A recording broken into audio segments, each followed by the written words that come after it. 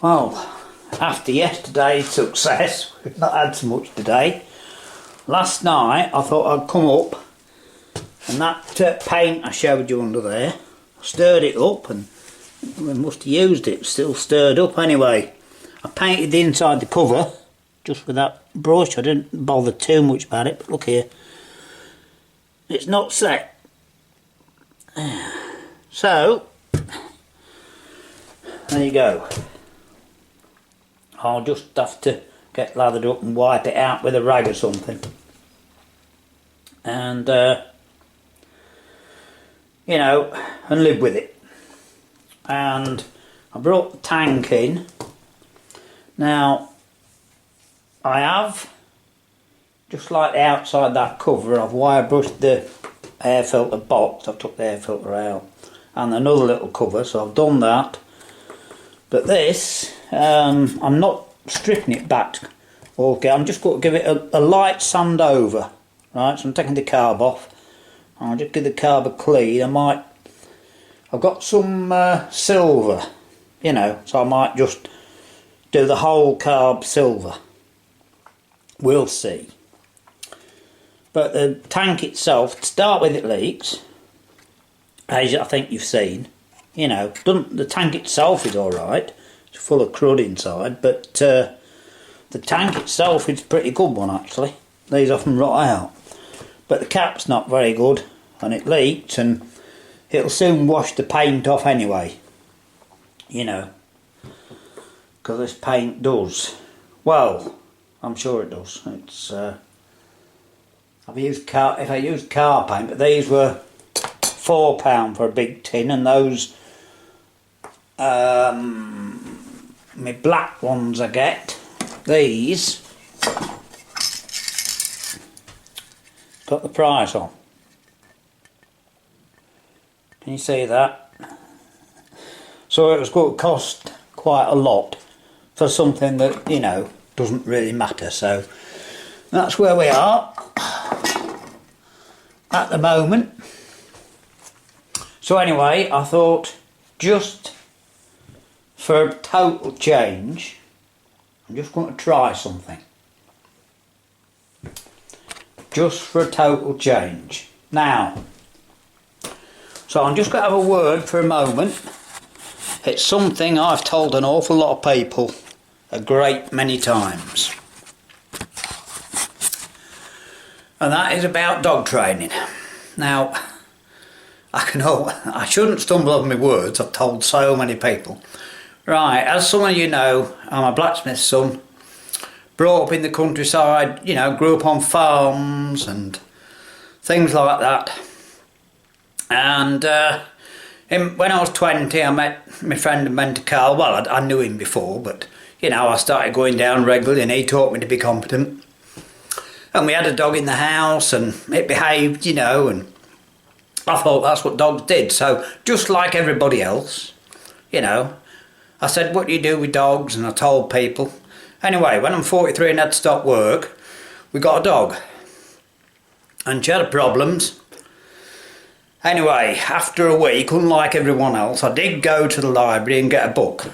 It was actually called Problem Dog by a behaviourist called Varley O'Farrell. And it said I need professional training, so I started a month later.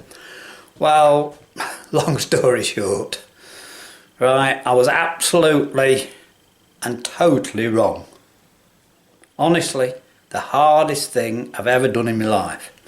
Anyway, I stuck it out, and a year later we're in the demo team. Well, thankfully Jessie was quite a big, tough dog and withstood my mishandling, shall we say, which was totally, you know, just how it is. Then I got Barney. Well, luckily I knew what to do with them because I had a difficult 3 months with it.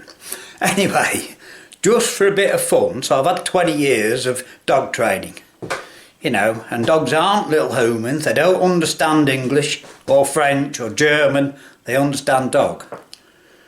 And as we are supposed to be the more intelligent species, it's up to us to learn dog, not expect them to learn our language.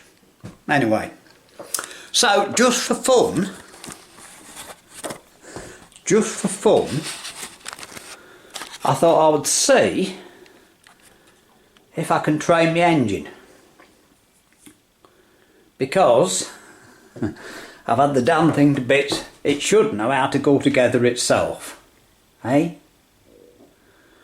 So shall we see if it does? Get in.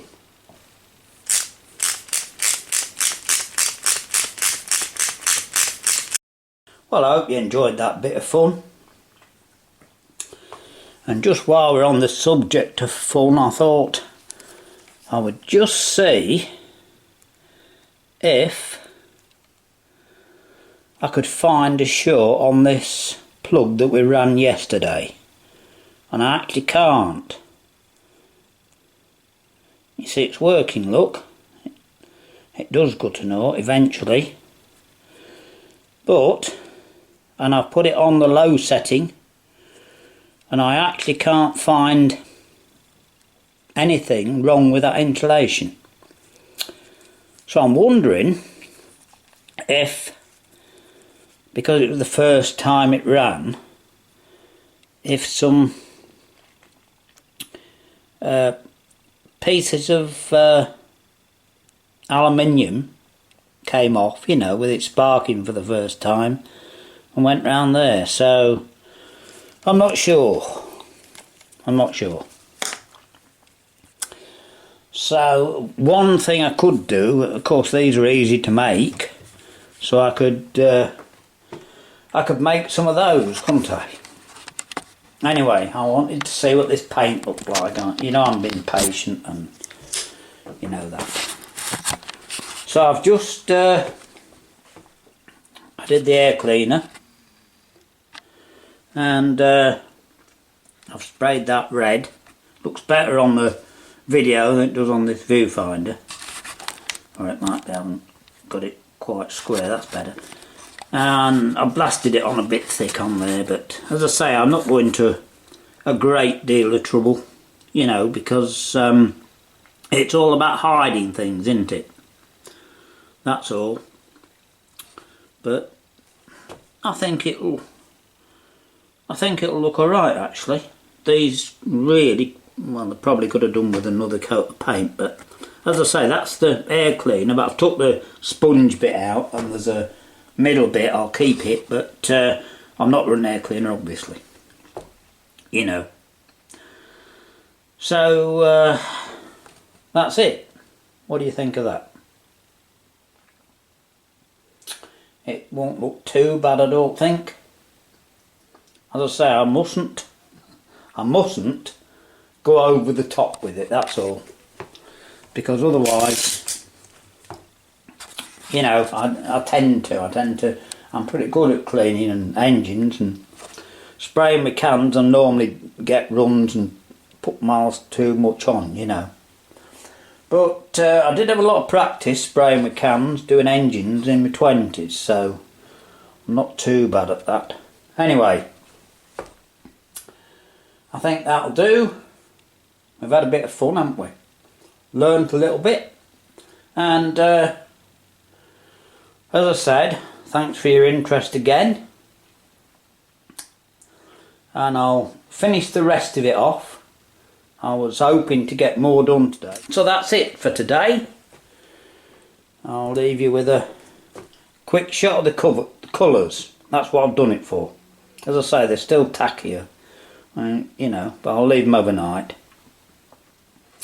Right, so as I say, we'll see what we can find to amuse you soon.